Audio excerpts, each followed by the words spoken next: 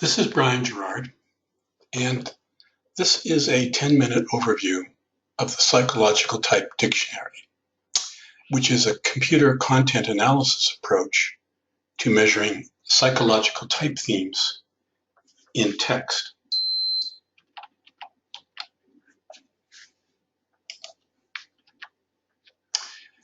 Here's a definition of content analysis. It's from Wikipedia. It's a fairly formal definition. But content analysis is basically a research method for studying communication and patterns in communication. There are different approaches to doing content analysis, but they all involve the systematic reading or observation of a text, which is words, numbers, phrases, or artifacts, might be film, which are assigned labels to indicate the presence of meaningful patterns. And then after labeling a particular text or a number of texts, you can develop some basic statistics on the frequency with which the different themes or patterns are in the text.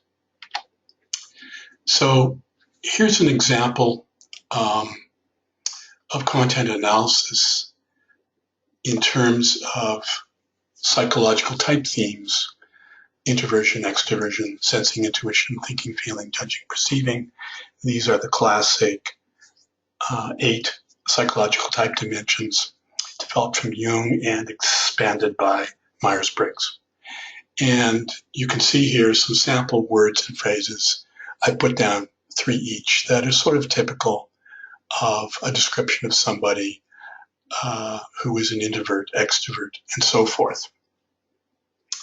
In an actual computer content analysis dictionary, there would be many more words and phrases, anywhere from 200 to 300 for each category.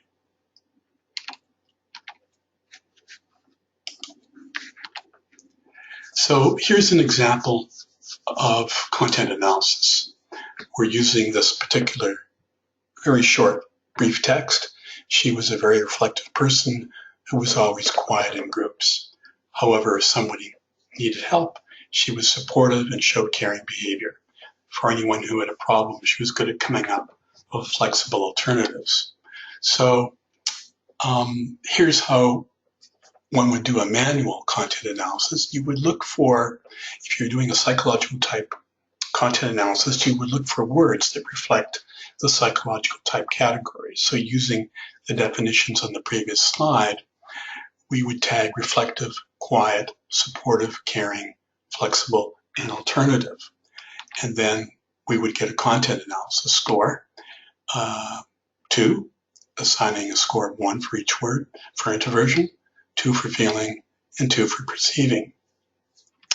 And the overall theme here is that this description seems to be describing a person who is an introverted, feeling, perceiving type.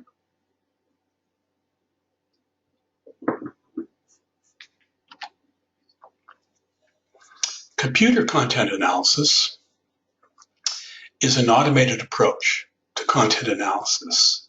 And basically, we have the computer that manages a software program, and the software program is designed to instruct the computer on how to take the dictionary that you've developed and apply it to a specific text. And then from that application, your program might also produce a simple bar chart or other more sophisticated statistical output. The advantages of computer content analysis are the following. First of all, there are often situations where you simply cannot give a standardized psychological type test, like the MBTI or the Murphy-Miescar type inventory for children. The family might not allow it, the client might not want to do it, there might be organizational reasons that block you from doing it. In situations like this, if you have a text description of a person, it might be a counseling report or some other report that's written out, That can be analyzed using computer content analysis. Secondly, large amounts of text that would take hours to code manually can be coded in less than a second by the computer. Third, because the computer content analysis coding on the same text is always the same every time you do it, the reliability is perfect. And this is very important from a methodological point of view. It means you don't have to train coders for inter-rater reliability, or you don't have to do intra-rater reliability checks. All of that is handled by the computer content analysis.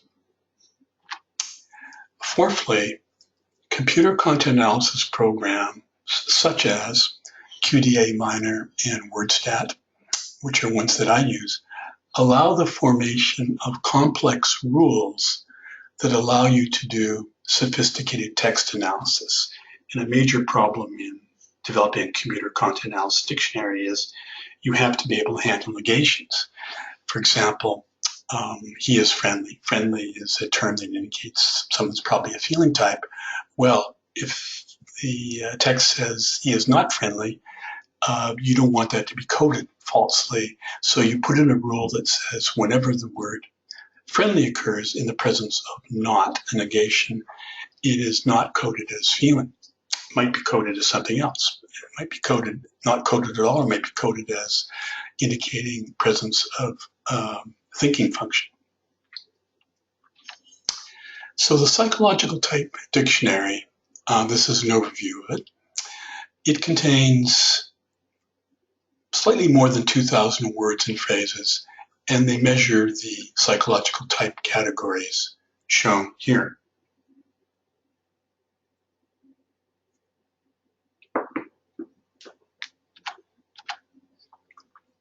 Secondly, the psychological type dictionary contains rules for coding categories in the presence of negations. This is very important for the reasons I mentioned earlier.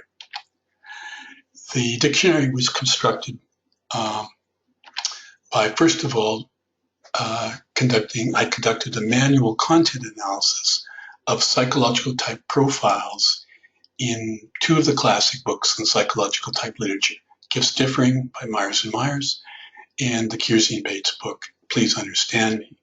So at the back of these books are the 16 profiles, and what I would do is I would read through each profile and I would identify words that seem to be introvert words, extrovert words, and so forth, and make a very basic list across these two books as sort of a starting point. Then I expanded the list using an online thesaurus. The dictionary is currently being refined through applying the dictionary to psychological type profiles in various psychological type books. It's kind of a standard now that when someone writes a book on psychological type, they usually put the 16 profiles in the back, and each set of profiles in a book, in different books, are slightly different. And so I've been going through these profiles and applying the dictionary to them, and then doing what's called a keyword in context analysis, which helps me to identify and correct words and phrases that are miscoded. So if I find a word that just doesn't seem to fit and it's attached to one of the psychological type categories, I will go and remove it from the category or make some modification so that it does fit. And then the final piece here is I'm working on obtaining a differential rating of the psychological type dictionary words by persons who are expert in psychological type.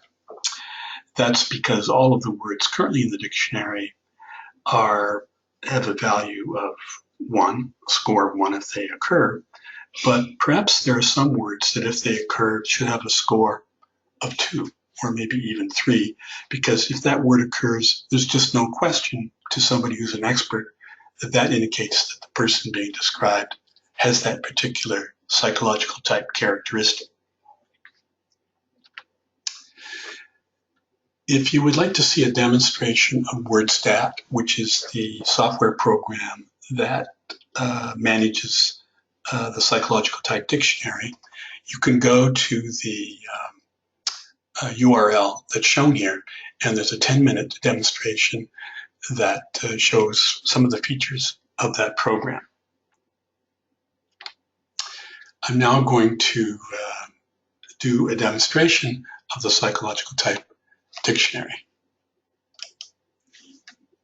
So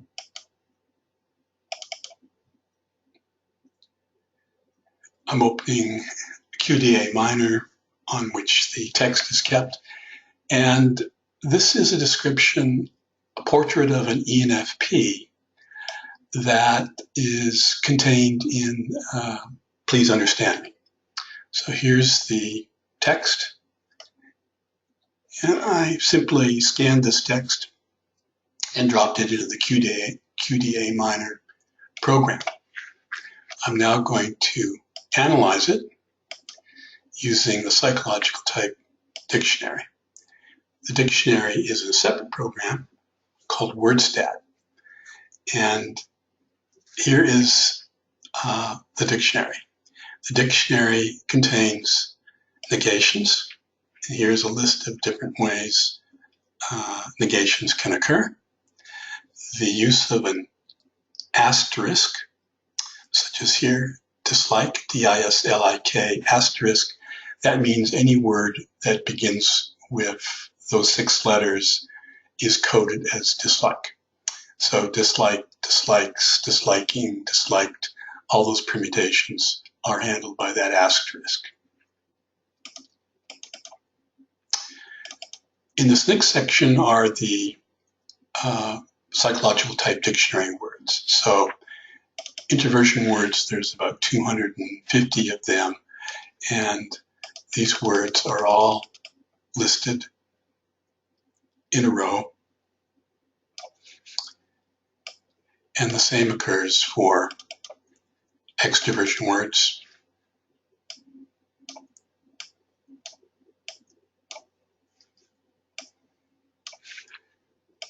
And all the other psychological type words. Down here, in this last section, are rules. So here for introversion are some rules for handling negations. And this first rule here, for example, not I, not introversion. If an introversion word occurs after negation, it is not scored. So if the text has a phrase such as, she was not quiet, normally the word quiet would be coded as introversion, but because not is present, it would not be coded that way. Very important when you have that.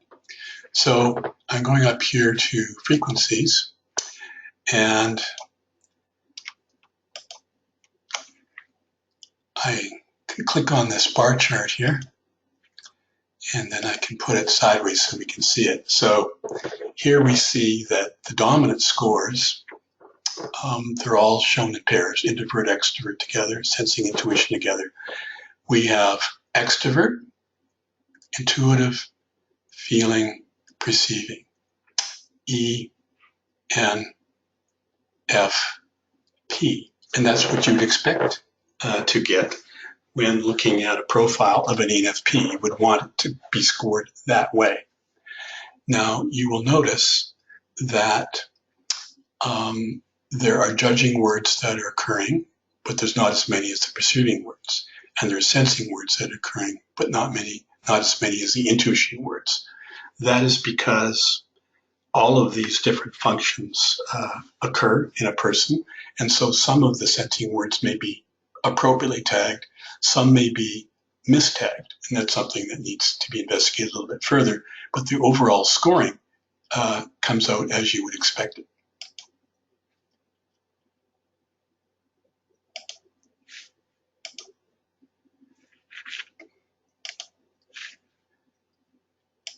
So I'm going to look now at a different personality type, which is ENFJ. So this profile is also taken from Kiersey's book. I've scanned the entire section describing ENFPs, and we now do the content analysis. Go to WORDSTAT where the dictionary is, apply the frequencies, and then I'm highlighting the 8 psychological type characteristics, put it into the bar chart, and what we see here is the dominant scores are extraversion, intuition, feeling, and judging, ENFJ, which is what you would expect in doing this type of analysis if the dictionary is working properly. Clearly, if the dictionary says ISTJ, something is really wrong. It's not valid, it's not coding properly.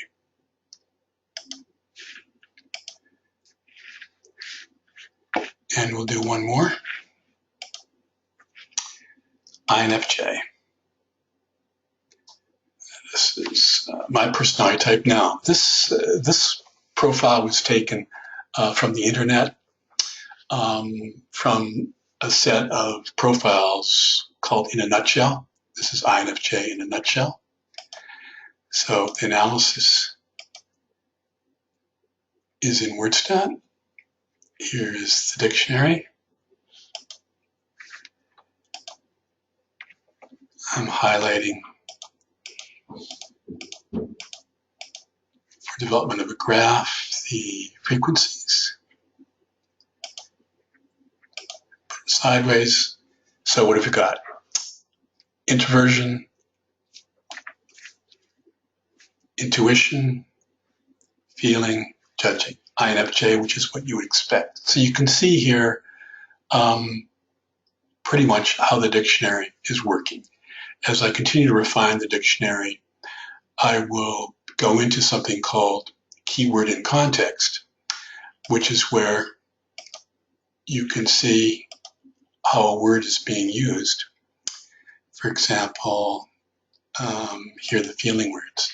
So here are all the feeling words that were tagged, and on either side we see the sentence on which the word occurs. And the words that were tagged are also listed over here. So if you look at these, you can see these pretty much look like appropriate feeling type words, but occasionally you get one where it doesn't seem to make sense, and then that allows me to go back and try to make a correction.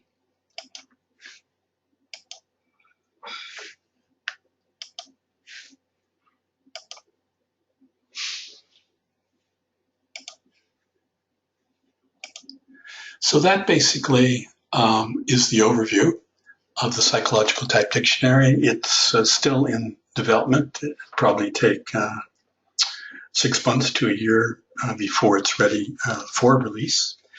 And if you have any questions, feel free to contact me at this email address.